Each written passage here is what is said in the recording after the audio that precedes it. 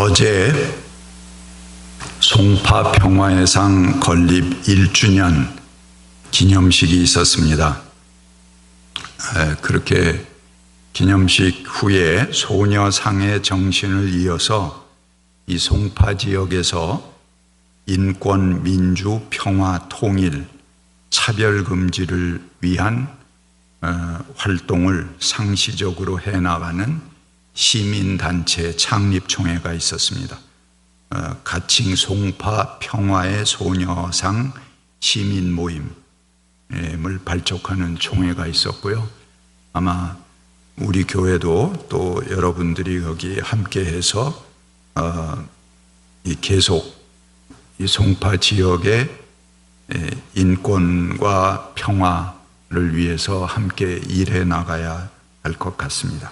작년에 세워진 송파 평화의 소녀상은 그 독특한 디자인뿐만 아니라 소녀상을 세워가는 과정에서 송파군의 민관, 어린이, 청소년부터 여성, 남성, 진보, 보수 전부 망라해서 함께 했습니다.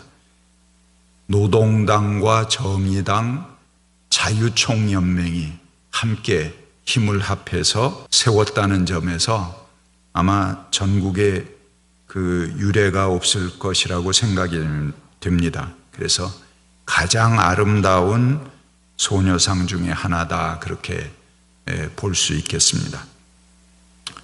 그동안 1년 지났는데 이 소녀상이 앉아있는 소녀상이 아니고 일어나는 그런 모습이거든요. 이제 우리가 이 역사를 떨치고 일어나서 새롭게 가자 하는 그런 의미를 가진 소녀상입니다. 그러면서 그 소녀상에 다가오는 사람하고 이렇게 악수를 할 수 있게 손을 하나 내밀고 있습니다.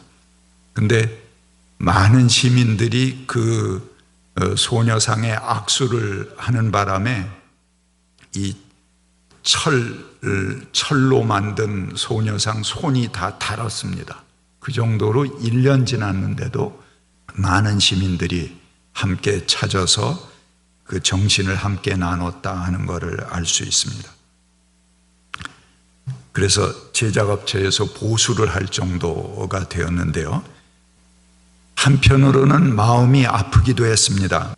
맨 처음 소녀상이 세워진 일본 대사관 앞에 사정인데요. 정대협 문제가 불거지면서 우리 사회가 여러 가지 논란 속에 있게 되었습니다. 저는 개인적으로 그분들을 신뢰하는 편이지만 만약 비리가 있었다면 그것은 마땅히 밝혀져야 하고 또 그것은 지금 진행되는 수사를 지켜보아야 할 것이라고 생각이 됩니다.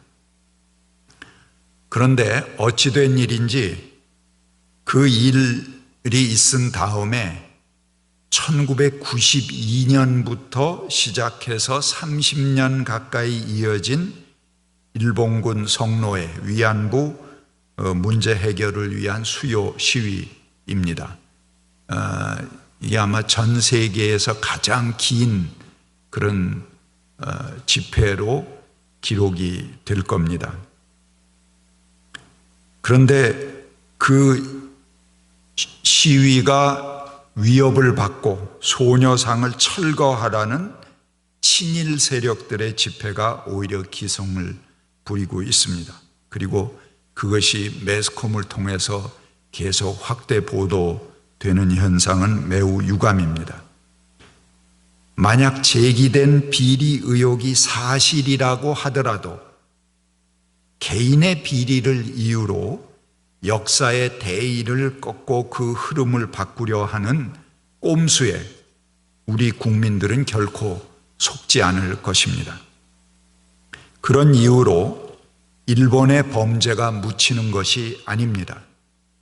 일본의 사죄와 반성 없이 친일의 목소리가 판을 치는 세상으로는 결코 돌아가지 않을 것입니다. 이 송파 평화의 소녀상은 그 주변에 공원과 함께 조성이 되어 있습니다. 그 공원에는 복숭아꽃, 살구꽃, 또 아기 진달래가 심어져 있습니다. 그래서 이 고향의 봄 속으로 돌아온 일본군 위안부 이분들을 환영하고 이제는 편하게 이 조국의 품에서 쉬시라 하는 그런 의미도 그 주변의 공원과 함께 담고 있습니다. 그런데 우리 역사를 보면은 꼭 그렇지는 않았습니다.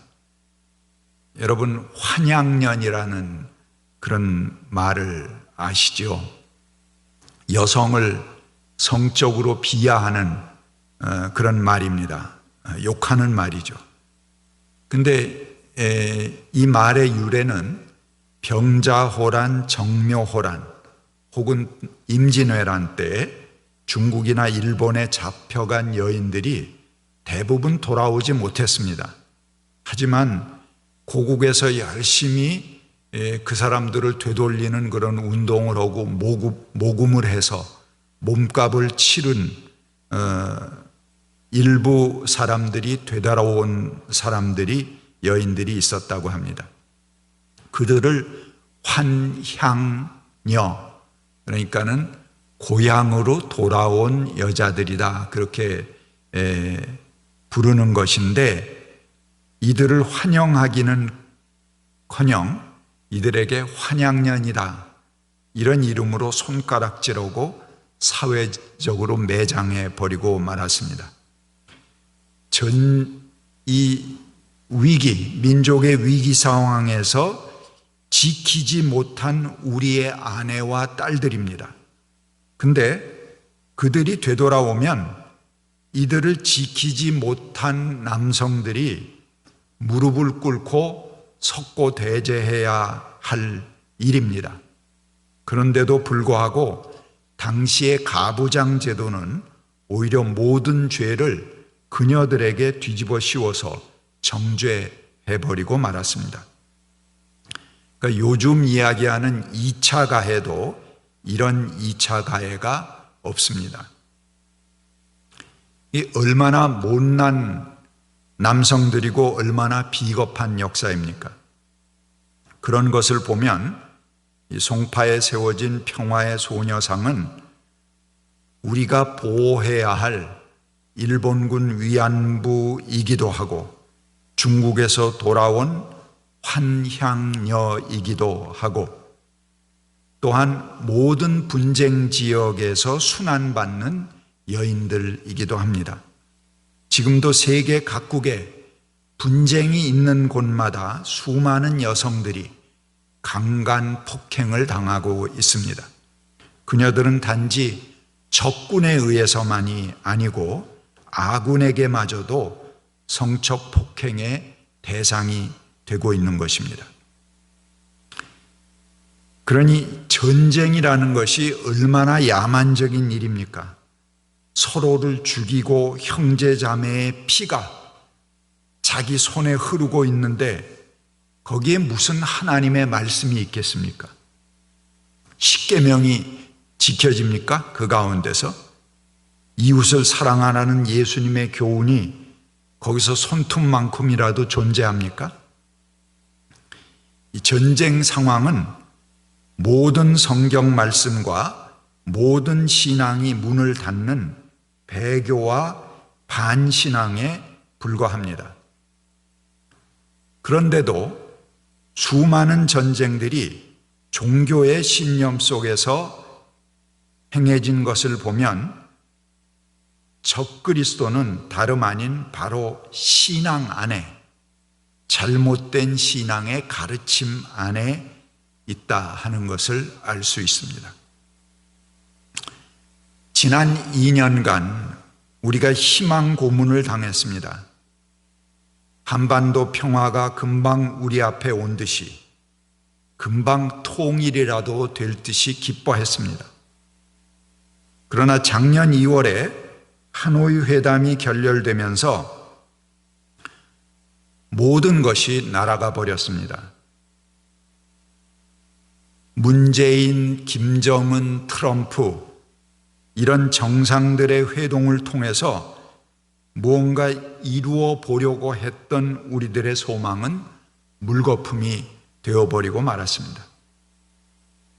그런데 애초에 잘못된 소망이었습니다. 역사는 영웅들에 의해서 이루어지지 않습니다. 역사는 민초들의 땀과 희생이 아니면 한 걸음도 나아가지 않는다는 진실을 우리가 잠깐 망각했던 것 같습니다. 역사는 늘 영웅들의 전유물이었습니다. 실상은 많은 민중의 땀과 희생 위에 전진해 왔음에도 불구하고 그들이 이름을 남기고 그들의 역사처럼 우리는 생각해 왔던 것입니다.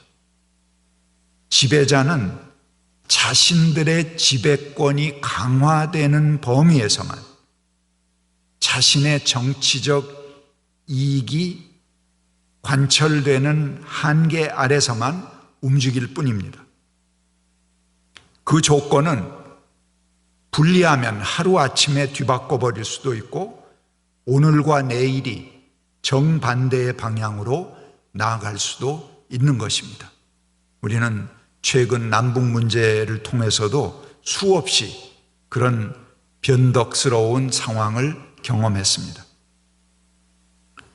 혹 그들을 기대하였다면 그것은 이미 실패를 그 안에 내장하고 있는 것이었습니다. 작년에 타미플루 사건이 있었습니다. 북에서 급하게 타미플루를 지원해 주기를 원했고 약품 지원은 인도적 차원에서 가능하기 때문에 한국 정부가 타미플루를 트럭에 실어서 개성공단에 전달하려고 하였습니다. 그런데 한미 워킹그룹이 약품 지원은 인도적 지원이라 문제가 없지만 그걸 차량에 실어서 옮기는 것은 유엔 제재 위반이다. 이렇게 하면서 제동을 걸었다고 합니다. 세상에 이렇게 치사한 인간들이 있을 수 있나 참 분통이 터지는 일입니다. 그래서 북측은 개성공단에서 2개월을 간절하게 기다리다가 그냥 돌아가 버리고 말았습니다. 이런 정도는 의지의 문제라고 생각이 됩니다. 정 안 되면 우리 시민들이 공개해서 배낭을 메고 중국을 통해서 전달을 하든가 여러 가지 방법이 있었을 것입니다. 큰 것도 아니고 다급해서 약을 요청하는 그 요구를 외면했다는 것은 이거는 의지가 전혀 없는 것입니다. 그 이후 북측이 남측에 대한 태도는 급변했습니다.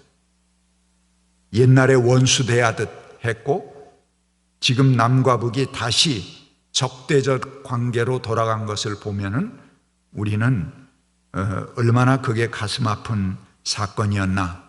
물론 여러 가지 또 다른 사건들이 함께 있었겠지만 결정적으로 사람의 감정을 뒤틀리게 하는 그런 일이지 않았나 생각을 합니다.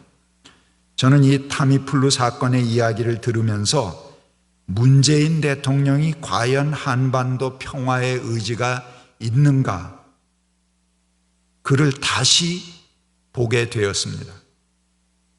이것이 소위 영웅들의 실제 민낯입니다. 그들은 자기 권력을 셈하고 자기 이름을 남기고 자기 정치에 도움이 되는 한에서만 움직이려고 합니다.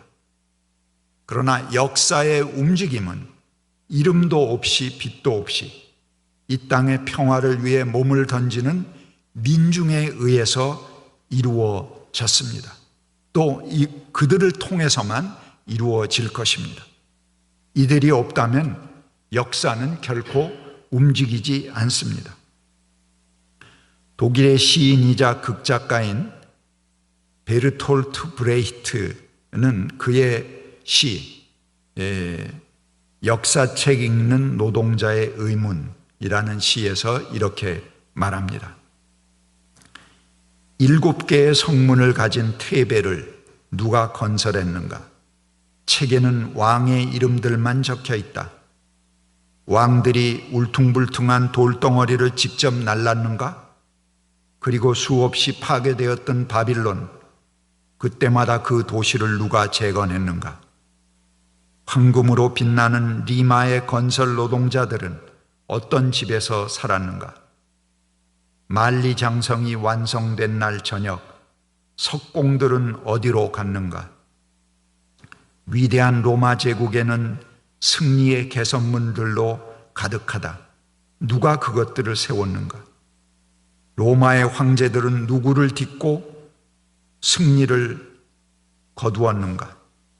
끝없이 칭송되는 비잔티움 제국에는 궁전들만 있었는가? 전설의 대륙 아틀란티스에서조차 바다가 그곳을 집어삼키는 밤에 사람들은 물에 빠져 죽어가면서 그들의 노예를 애타게 불렀다고 한다. 젊은 알렉산더는 인도를 정복했다. 그 혼자서? 카이사르는 갈리아인들을 물리쳤다. 적어도 취사병 1명은 데려가지 않았을까? 스페인 필립 황제는 자신의 함대가 침몰하자 울었다. 그 혼자서 울었을까? 프리드리히 2세는 7년 전쟁에서 승리했다. 그 혼자 승리했을까? 모든 페이지마다 승리가 적혀 있다. 누구의 돈으로 승리의 잔치가 열렸을까? 10년마다 위대한 인물이 나타났다. 그 비용은 누가 부담했을까? 너무나 많은 목록들, 너무도 많은 의문들. 고구려 멸망 이후에 당나라가 우리 땅에 안동도호부를 설치했습니다. 그리고 우리 백성을 다스리려고 했습니다. 그런데 자부심 높은 우리 민족은 나라가 망했지만 외국 군대가 우리를 다스리는 통치를 용납할 수가 없었습니다. 그래서 고구려 유민들, 백제 유민들 전부 힘을 합해서 나라도 없이 군대도 없이 그들은 단결했습니다. 대국 당나라를 끊임없이 괴롭혔습니다.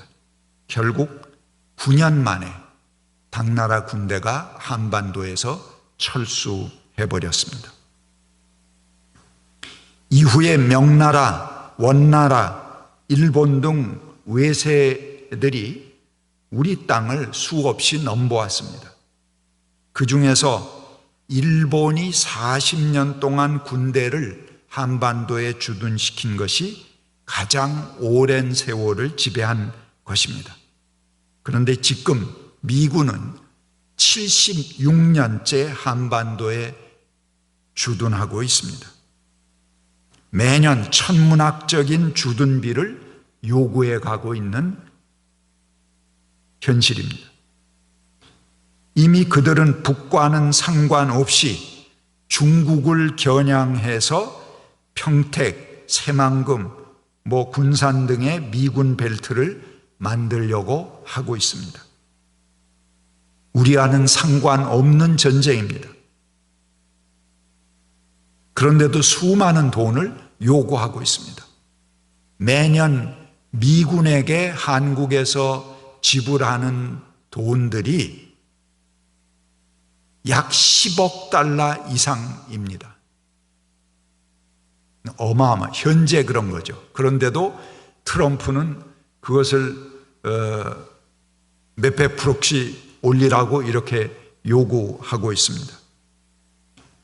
그 돈이면은 모든 대학생들이 다 공짜로 장학금을 받고 대학 공부를 할 수 있는 돈이고, 우리나라 모든 국민들에게 충분히 살 수 있는 기초 생활비를 지급할 수 있는 그런 돈입니다. 한때 밀가루를 주어서 우리를 도왔지만 지금은 엄청난 돈을 착취해 가고 있는 미군의 실체를 우리는 보지 못하고 있습니다. 하지만 아이러니하게도 지금 이 땅에는 미군의 손에 모든 것을 맡겨야 한다고 외치는 사람들이 대세를 이루고 있습니다. 민중이 깨어 있지 못하면 진정한 평화는 우리에게 올 수 없습니다. 그것은 오더라도 잘못 꿰어진 단추요 어긋난 역사일 뿐입니다. 초기 기독교는 유명한 사람들에 의해서 선교된 것이 아닙니다. 오늘 본문에서 보듯이 그들은 육신의 기준으로 보았을 때 지혜 있는 사람이 많지 않았고 권력 있는 사람이 많지 않았고 가문이 훌륭한 사람이 많지 않았습니다. 그런데 하나님께서는 지혜 있는 자들을 부끄럽게 하시려고 세상의 어리석은 것을 택하셨으며 강한 자들을 부끄럽게 하시려고 세상의 약한 것을 택하셨다라고 말씀하십니다. 하나님께서는 세상에서 비천한 것과 멸시받는 것을 택하셔서 곧 잘났다고 하는 것들을 없애시고 아무것도 아닌 것들을 택하셨습니다. 그것은 아무도 하나님 앞에서 자랑하지 못하게 하시려는 것이다 라고 오늘 성경 말씀은 말하고 있습니다. 민중은 이름을 남기려 하지 않습니다. 민중은 자신의 이익에 목숨 걸지 않습니다. 그들은 오직 역사의 진보와 사람들 사이에 이루어지는 참다운 평화를 쫓아갈 뿐입니다. 같이 침묵하시겠습니다.